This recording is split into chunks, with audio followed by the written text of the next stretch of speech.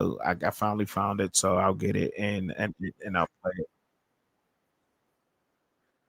I'll play the video. I finally found the video, so I'll play it and then I'll give my commentary afterwards. Have you been keeping up with Shedeur in Cleveland? What's the best piece of advice you've given him as a dad and as a coach? Be patient and be ready. You got to be ready when it's time. But when it's time, you're going to know. And it's coming up. There we go. You know, I got a prediction. I ain't telling nobody. I got a feeling when it's going to go down. But it's going to go down this year. It's going to happen. All right. Yeah, he's going to get a shot. And that's all you can ask for as a player. All you can ask for is the opportunity, right? Tell me this, because this is all over the media, because I know y'all keep it a buck. That's why I love y'all to life. Yes. They made a big deal out of Philly called us on draft day. Okay. They didn't mention that. I just let a cat out of the bag. I didn't know that. Yeah, okay. Who was it? Baltimore. And I the heard Browns. this, yeah. And the Browns. They forget, I know, I played for Baltimore, so me and Ozzie are cool.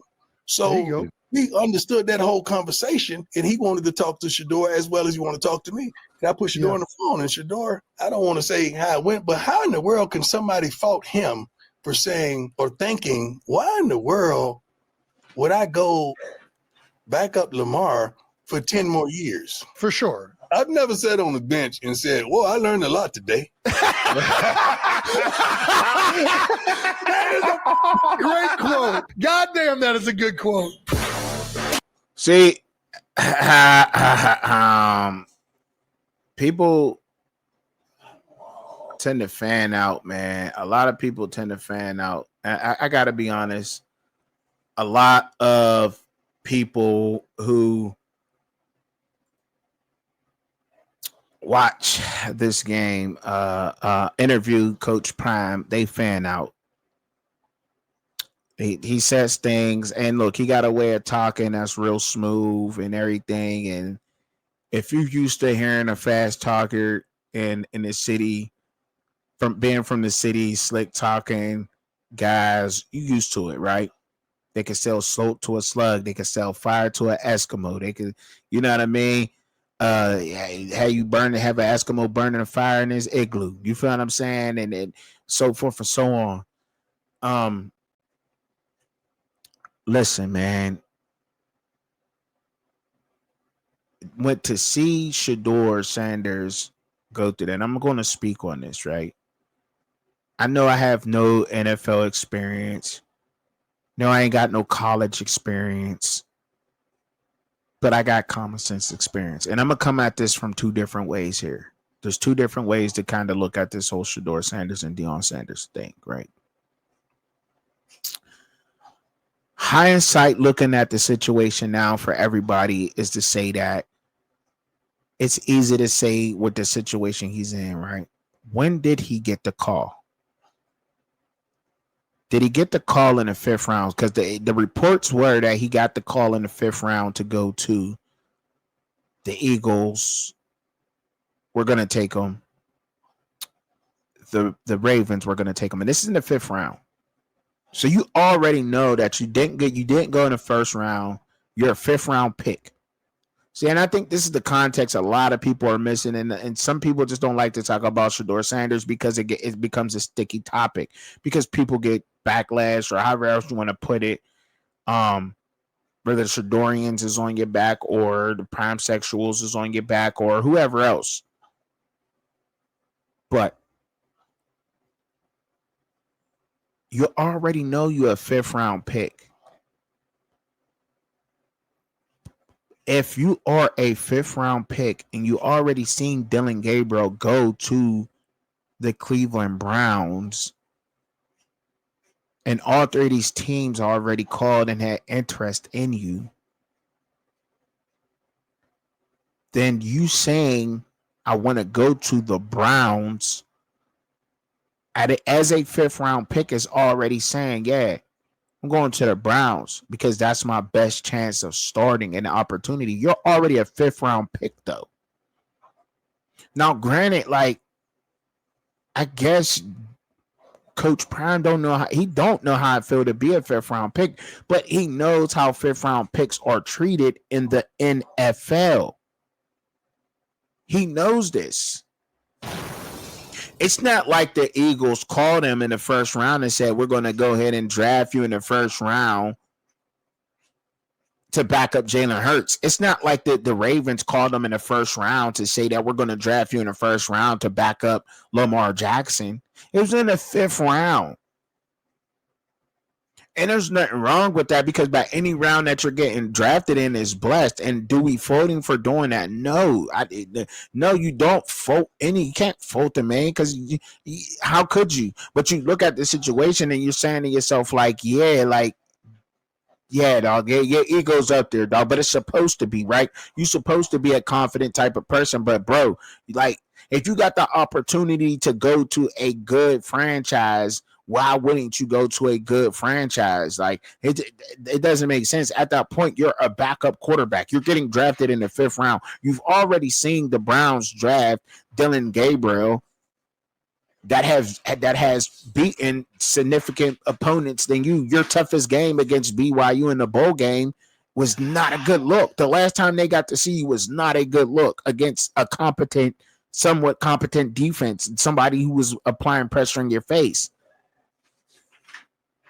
And there was reasons why he slipped to the 5th round. And a lot of us didn't think that he was 5th round worthy. No, but it happened. So we gotta keep it there. We have to look at it from that perspective and from that situation. Now, do you voting for going to the Browns? No, that's where his best opportunity and chance to start to see the field is at. However, we have seen Tyler Huntley.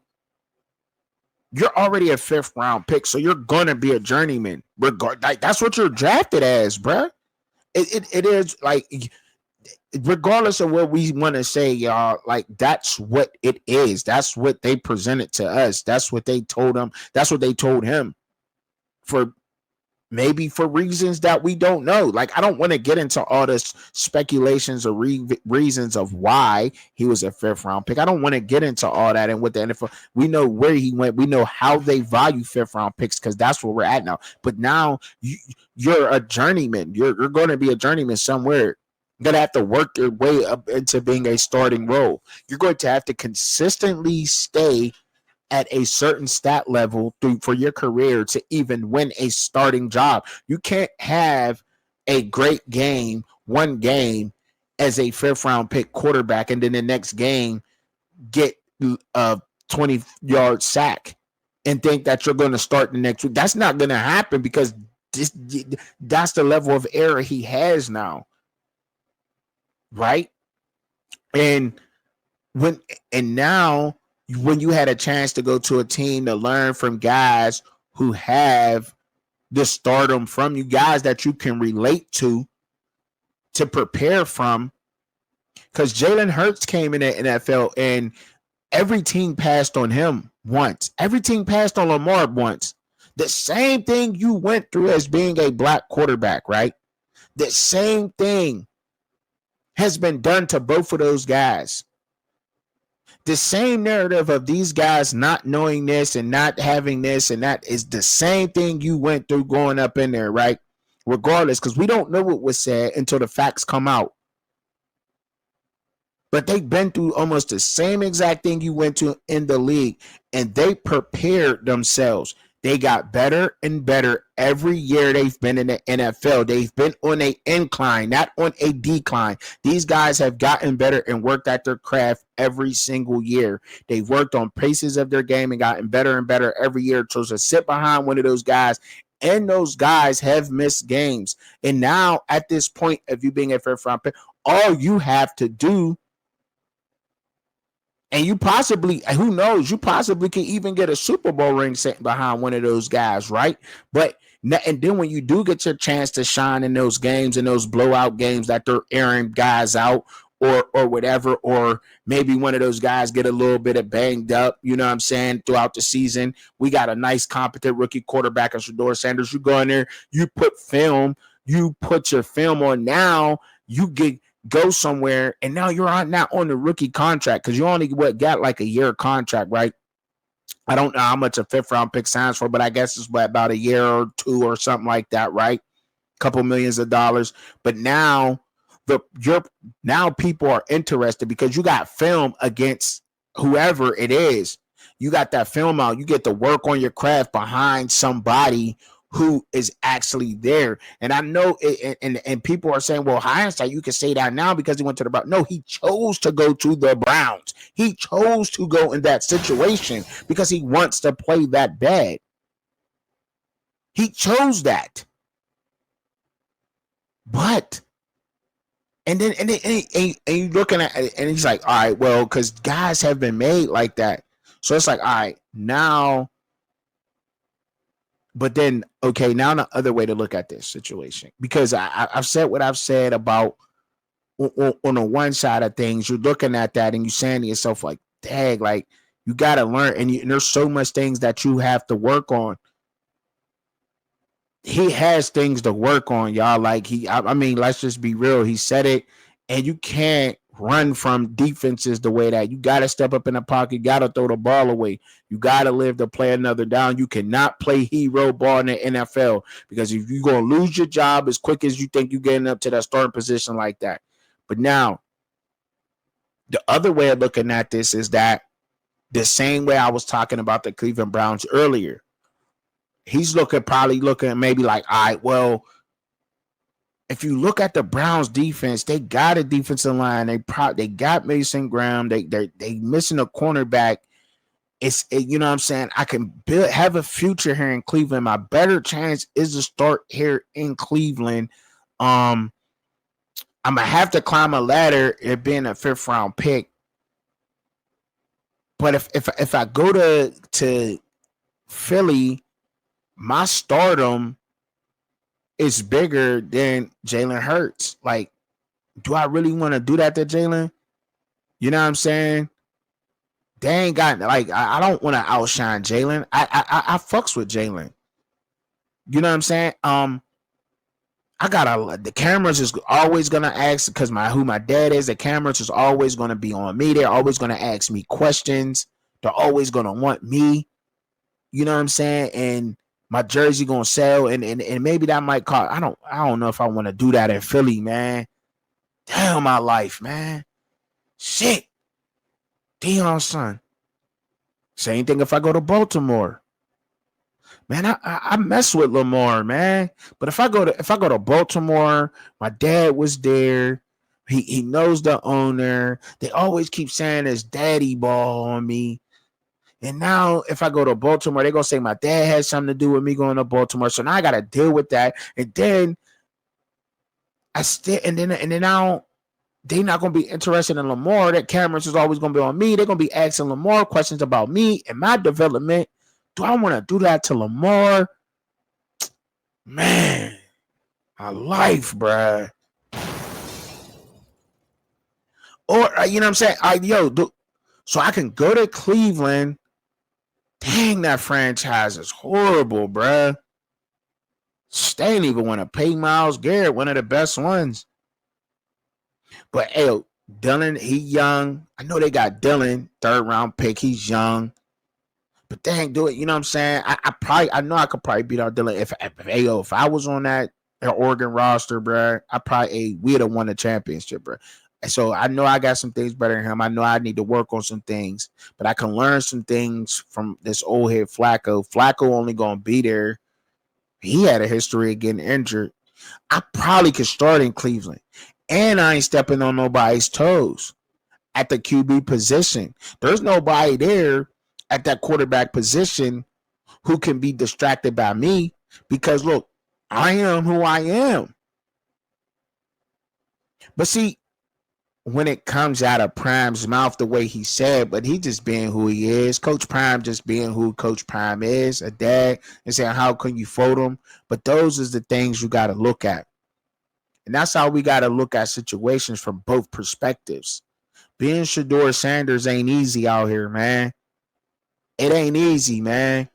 Because you're going to have guys like me who had to learn how to look at both situations. How could I even possibly remotely even put myself in his shoes? I can't. This man younger than me, and he make way more money than me. You know what I'm saying? More money, more problems, more stardom, more problems. Because every little thing he does is going to be critiqued. He's looking for advice to call. I want to be able to call Lamar Jackson from Shedeur Sanders to say, yo, Lamar, what's up, bro? You know what I'm saying? What's going on, man? Hey, nothing. You know what I'm saying? It's the off season or something, man. You trying to link up, throw a couple balls, man. I need to work on my footwork. You got some quick feet, bro. Hey, yo, Jalen. Yo, I seen you get better every year in the NFL, man. What's some of the things, you know what I'm saying? And he knows he needs to work on his things. But if you go to those teams, his stardom is outshining those guys, and it's going to create other narratives. It just is. So to everybody out there, I know it's easy to say it's hindsight, and I dropped it. Like, you could go there and you could do those things, but when you looking at this from something else, man, it's going to turn into something else. And the media would have had a field day. The media would have had a field day asking Jalen or Lamar about Shedeur Sanders, this and that and this. It would have been all about him. And he didn't want to bring that distraction there. He's not the one who's bringing that distraction. It's people like us, like me, and whoever else out there that's going to bring the distractions, because it simply brings clicks. It gets us views. You get paid off the views. You get paid off the clicks. You get paid off the attention. And it's what it is, and it is what it is. But I'm trying to hold on to that integrity out here. I'm trying to really hold on to that integrity and to keep some of that, and to try to understand some of these athletes and the situations they may be getting put in the real life, because I wouldn't want to do that to somebody who I may want to be able to have call or have a good relationship with in the future, man. But that's all I got to say, man. You know what I'm saying? And that's why Truck and Chubby's here, man. You dig? So make sure you like, share, subscribe, man. I'm out of here, y'all. Peace. Pray for me. I pray for you.